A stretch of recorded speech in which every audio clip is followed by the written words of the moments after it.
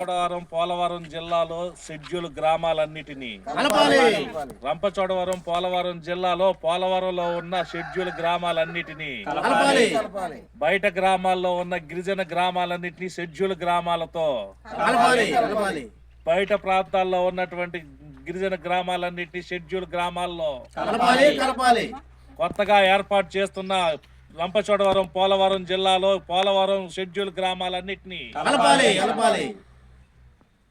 మిత్రులారా, ఈరోజు రాష్ట్ర ప్రభుత్వం గత ఎన్నికల్లో భాగంగా పోలవరం జిల్లా ఏర్పాటు చేస్తానని చెప్పింది.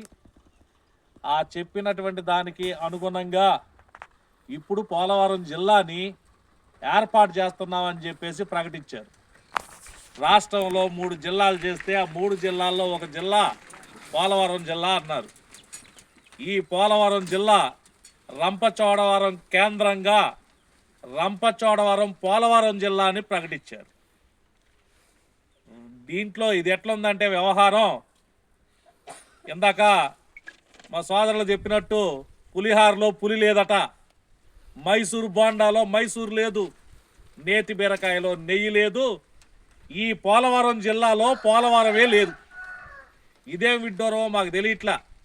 ఒకటి, పోలవరం జిల్లాని ఏర్పాటు చేయడానికి ప్రధాన కారణం పోలవరం ప్రాజెక్టు నిర్వాసితులుగా ఉన్నటువంటి అందరికీ న్యాయం జరగాలని, వాళ్ళందరికీ న్యాయం చేస్తామని పోలవరం జిల్లాని ఏర్పాటు చేస్తున్నారు. చింతూరు, కోనవరం, విఆర్పురం ఆ మండలాల నుంచి రంపచోడవరంలో ఉన్నటువంటి 7 మండలాలుతో కలిపి జిల్లా ప్రకటించారు. కానీ పోలవరం పేరున్నటువంటి జిల్లా పోలవరం నియోజకవర్గంలో ఏ ఒక్క షెడ్యూల్ గ్రామాన్ని దాంట్లో గలపల.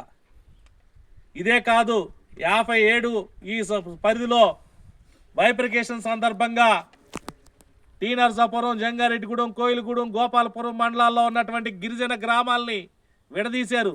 ఈరోజు వాళ్ళకి కూడా చాలా ఇబ్బంది కలుగుతుంది. గిరిజనులే కానీ గిరిజన హక్కులు వాళ్ళకి అందట్లా. అట్లాంటి పరిస్థితి ఉన్నటువంటి వాళ్ళందరినీ కూడా తీసుకొచ్చి ఏదైతే రాష్ట్ర ప్రభుత్వం రంపచోడవరం పోలవరం జిల్లా ప్రకటిస్తుందో ఆ పోలవరంలో ఉన్నటువంటి షెడ్యూల్ గ్రామాలన్నిటినీ కలిపి బయట ఉన్నటువంటి గ్రామాలని, గిరిజన గ్రామాలన్నింటినీ తెచ్చి కలిపి కొత్తగా జిల్లా ఏర్పాటు చేయాలని చెప్పేసి డిమాండ్ చేస్తూ ఉన్నాం. ఎందుకంటే ఈరోజు ఈ జిల్లా ఏర్పాటు చేస్తే దీనికి ఒక ప్రత్యేకంగా ఒక కలెక్టర్ ఉంటాడు, ఒక ఆర్డీఓ ఉంటాడు, స్పెషల్ అధికారులందరూ ఈ పని కోసమే, గిరిజనుల పని కోసమే అందరూ పనిచేయాల్సి వచ్చింది.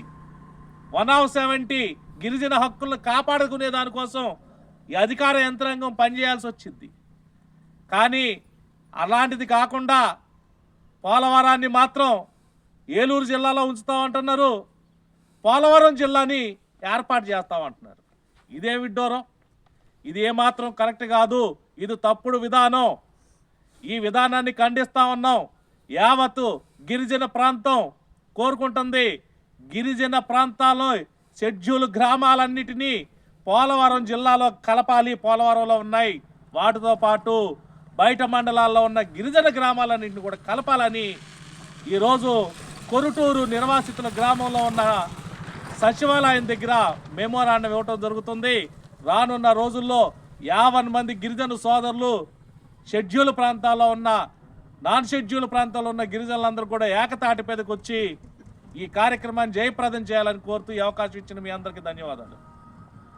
కలపాలి షెడ్యూల్ గ్రామాల్లో నాన్ షెడ్యూల్ ఏరియాలో ఉన్న గ్రామాలను, షెడ్యూల్ గ్రామాల్లో నాన్ షెడ్యూల్ ఏరియాలో ఉన్న గ్రామాలని టీ నరసాపురం, జంగారెడ్డిగూడెం, కోయిలగూడెం, గోపాలపురంలో ఉన్న గిరిజన గ్రామాలన్నింటి షెడ్యూల్ ప్రాంతంలో, పోలవరం షెడ్యూల్ ప్రాంతాలన్నింటి పోలవరం జిల్లాలో, పోలవరం షెడ్యూల్ ప్రాంతాలంతా పోలవరం జిల్లాలో